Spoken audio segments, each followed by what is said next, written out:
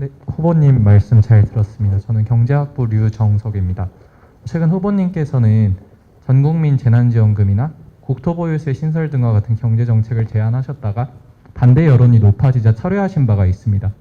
그렇다면 후보님께서 제안하신 정책들이 국가와 국민을 위해 꼭 필요한 정책이 아니라고 생각하셨거나 신중히 검토해보지 않으셨음에도 포퓰리즘 차원에서 대선에서 표를 얻기 위해 제안하신 것인지, 아니면 꼭 필요한 정책이라고 생각하셨음에도 국민의 반대 여론이 높기 때문에 정책을 철회하신 건지 궁금합니다. 그리고 또 만약 이 정책들이 국가와 국민을 위해 꼭 필요하다고 생각하셨음에도 국민이 반대했기 때문에 철회하신 것이라면, 이제 대통령이 되신다면 국민들의 반대 여론이 높음에도 불구하고 국익을 위해서 반드시 실현해야 하는 정책들, 예를 들어서 뭐 국민연금 개혁이나 건강보험 개혁과 같은 과제들이 있을 텐데 이런 정책들을 제대로 추진하실 수 있을지 궁금합니다. 네, 아주 아픈 지적일 수 있는데 그건 전제가 약간 다르기 때문에 크게 아프진 않습니다. 저는 철회한 일이 없어요.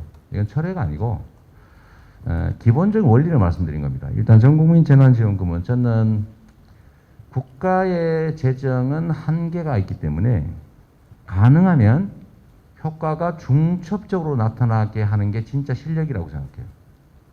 단순히 현금만 국민 가계 지원을 하면 요즘은 소위 축장이라고 그러죠. 축장. 경제학도들이시니까 잘 아실 것 같고 쌓아놓잖아요. 안 쓰고. 왜냐하면 미래가 불안하니까. 일본이 헬리콥터 머니를 많이 뿌렸지만 효과가 없었다는 겁니다. 이유는 단순해요. 주면 그냥 저금해버려요.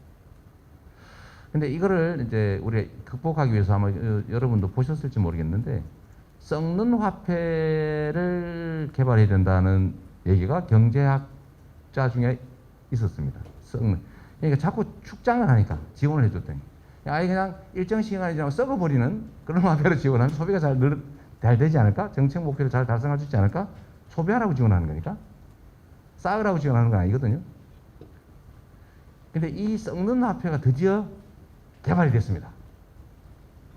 그게 이재명이 만든 소멸성 지역화폐죠. 3개월 지나면 없어집니다.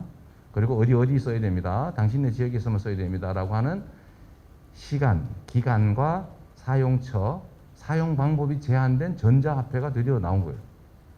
그래서 우리는 작년에 1차 재난지원금 지급할 때 13조 원 정도에 불과한 1인당 한 7만 원, 6만 원, 7만 원 이 정도를 지급했는데 작년 여러분들 기억하실지 모르겠는데 작년 5월, 6월, 4월부터 5월, 6월 1차 재난지원금 지급되던 2달 동안 소매 매출이 엄청나게 늘어났습니다. 그죠? 통계적으로도 준 돈 더하기 31%를 더 썼다. 경제 효과는 180%가 났다. 이게 정부 공식 발표입니다. 그런데 2차, 3차, 4차 40조 원을 지원했죠. 선별해가지고. 뭘로 줬습니까? 현금으로 줬죠. 효과 있었어요? 받는 사람만 좋았겠지. 그러나 그게 순환이 안 되니까. 여러분이 잘 아시겠지만 경제는 순환이죠. 적은 돈이라도 많이 순환하면 경제 효과가 크고 큰 돈이라도 순환 안 하고 딱 멈춰버리면 효과가 없는 거 아닙니까? 그래서 이 소위 소비 승수, 재정 승수 이런 효과가 있는 방식의 1차 재난지원금이 정말로 효과가 컸다는 걸 우리가 알고 있어요. 이중 효과가 있었기 때문에 그렇습니다. 첫째는 소득 지원 효과는 당연하고 두 번째 거기 더하기 3개월 이내에 반드시 당신이 사는 지역의 골목에서 소상공인 자영업자한테만 써라 라고 했더니 동네가 살아난 거죠. 소상공일수록 대형 유통기업보다 당연히 소비 승수 효과가 크겠죠. 왜냐하면 동네 사람들은 내가 가난하기 때문에 막걸리를 팔아서 돈을 벌면은 내가 신발이 떨어졌기 때문에 신발을 사야 되고요. 신발 가게 주인은 그 돈으로 돈 벌면은 통닭 사 먹어야 되고 통닭 주인이 통닭 팔면은 닭을 사와야 돼요. 순환이 빠르단 말이에요. 그래서 효과가 있었던 것이고요. 그래서 저는 소비 쿠폰 형태의 재난지원금 또는 소득 지원은 앞으로도 계속 해야 된다라고 생각하고 있는 것이고 그것이 주기적으로 이루어지면 그게 기본소득이죠. 주기적으로. 1년에 한 번이든 두 번이든 꼭 한 달에 한 번 해야 된다 보면 없어요. 정하기 나름이니까. 그래서 앞으로도 할 생각인데 이번에 왜 이걸 처리했냐. 이건 처리한 게 맞는데 이번 정기 국회에서 내년 본 예산에 넣는 것, 요 일회적인 거를 제가 포기한다. 왜? 내가 끝까지 주장할 수도 있는데 정부도 어렵다 그러고 특히 지금 당장 소상공인 지원을 더 늘려야 되는데 이것 때문에 태클이 걸려서 앞으로 못 나간다. 그러니까 소상공인 지원을 하려면 야당이 협조를 얻어야 된다. 야당이 이것 때문에 협조를 안 한다. 우리가 어떤 가치나 정책을 주장하는 것도 중요한데 더 중요한 것은 실질적인 국민의 삶이 개선되는 거니까 내가 포기한다라고 한 거지 이 정책 자체를 포기한 건 아닙니다. 이번 본 예산에 넣는 것을 양보한다 이런 거였죠. 국토보유세 얘기는 제가 국토보유세 정책 자체를 안 하겠다 그런 게 아니고 이거는 누구나 동의하는 거예요. 우리나라가 토지 보유 부담이 너무 적다. 전 세계에서. 그래서 투기의 원인이 된다. 그리고 우리는 거래세가 너무 비싸고 보유세가 너무 작다. 그러니까 이걸 체제를 개편해가지고 보유세 부담을 늘리고 거래세 대부분 부담을 줄여야 된다. 모두가 동의하는 거예요. 그 측면에서 이 정책은 결국은 해야 되고 다만 우리 국민들께서 해야 되는데 부담되는 거 싫어하잖아요. 좋은 일이라도 본인이 고통스러워서 싫다고 하는 것을 대리인 입장에서 강행하면 안 된다. 설득해서 동의를 받아야 된다.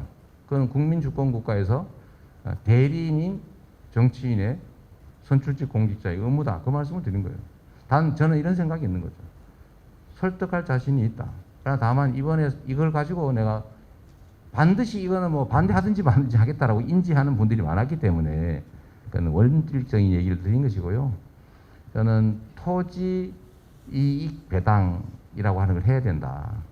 토지는 우리 전 국민의 공통의 소유이고 그래서 공개념이라고 하는 게 있으니까 부담을 지금처럼 너무 낮게 하는 게 투기 원인이 되고 부의 양극화를 심화시키고 사람들의 근로 의욕을 저해시키고 주택 문제, 토지 투기 문제를 발생시키지 않냐라는 측면에서 필요하지만 국민이 동의하지 않으면 자제한다. 최대한 설득해서 동의를 받겠다. 그 말씀을 드린 겁니다. 당연히 정치인이 자기 주장이 있어야죠. 그리고 그 자신의 정치적 가치, 철학 관철하기 위해서 노력해야 되지만 대통령은 국민의 지배자가 아니기 때문에 국민을 대표하는 대리인이기 때문에 최대치가 국민의 뜻입니다. 국민의 뜻을 넘어서는 그런 건 독재라고 하죠. 포갑이죠, 포갑. 자기가 아무리 옳아도 자기 뜻을 관철하기 위해서 국민의 의사에 반하거나 거스르면 안 된다. 그건 너무 당연한 것입니다.